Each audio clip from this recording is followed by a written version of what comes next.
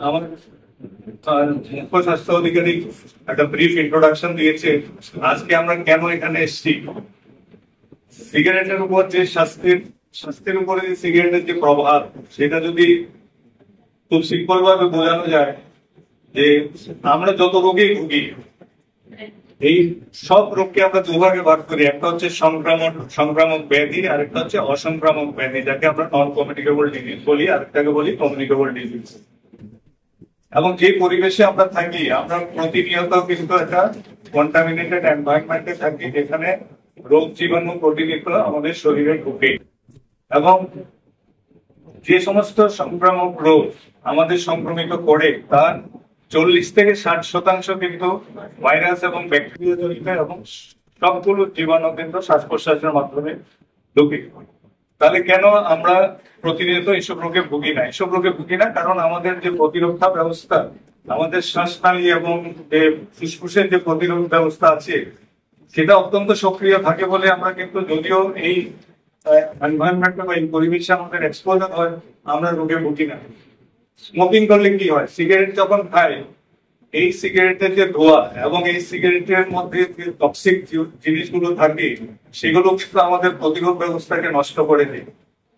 তখনই কিন্তু আমাদের সবসময় উচ্চ ঝুঁকি থাকে এই সংক্রামক ব্যাধিতে আক্রান্ত হওয়ার।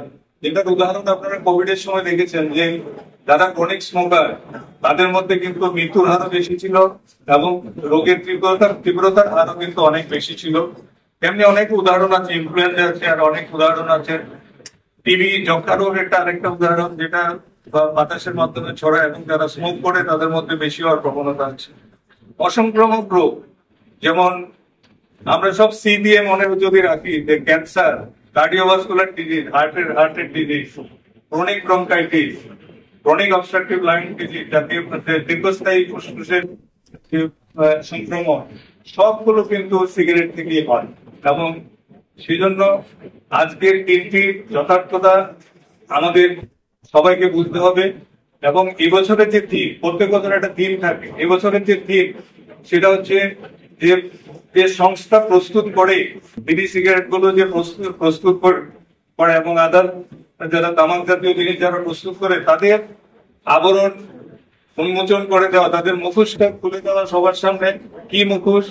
যখন সরকার বিভিন্ন ধরনের রেস্ট্রিকশন এনেছেন, তখন কিন্তু এই প্রস্তুতকারক সংস্থাগুলো বিভিন্ন উপায়ে ছদ্মবেশে কিন্তু এই নিকোটিন জাতীয় জিনিসগুলো বাজারজাত করছে, অ্যাট্রাকটিভ পাউচ করে। তারপরে বড় বড় রেস্টুরেন্টে যদি যান, আপনি দেখবেন যে হুক্কা জাতীয় জিনিস আছে, যেটা শুধু স্মোক করে আনন্দ পায় বলে কিন্তু এগুলোতে নিকোটিন মিক্স করা আছে। তো আমাদের সবচেয়ে বেশি এতে আমাদের এফেক্টেড হচ্ছে আমাদের যুব সমাজ, যারা স্কুল গোয়িং, যারা কলেজ গোয়িং, যার ফলশ্রুতি আমরা ইনজেক্টেবল ড্রাগ ইউজে তো ভুগছি। তো এই জিনিসগুলোর যে মূলে আঘাত করা, সেটাই প্রথমত একটা প্রোগ্রামে মূলে আঘাত করেছে। কারণ আমরা জানি যে আমরা যতই নেশা মুক্ত বা আমরা ড্রাগ মুক্ত বা যার কিছু মুক্ত বলি, যতক্ষণ পর্যন্ত বাজারে ওদের সাপ্লাই থাকবে, ততক্ষণ পর্যন্ত কিন্তু আমরা এর থেকে মুক্তি পাবো না। কাজে আমাদের মেইন অ্যাটাক করতে হবে যে সাপ্লাই, প্রোডাকশন এবং সাপ্লাই চেইন ম্যানেজমেন্টকে যদি আমরা ব্রেক করতে পারি, একে যদি আমরা ভাঙতে পারি, তাহলেই কিন্তু আমাদের যে স্লোগান, সেই স্লোগান একদিন সার্থক হবে। আমি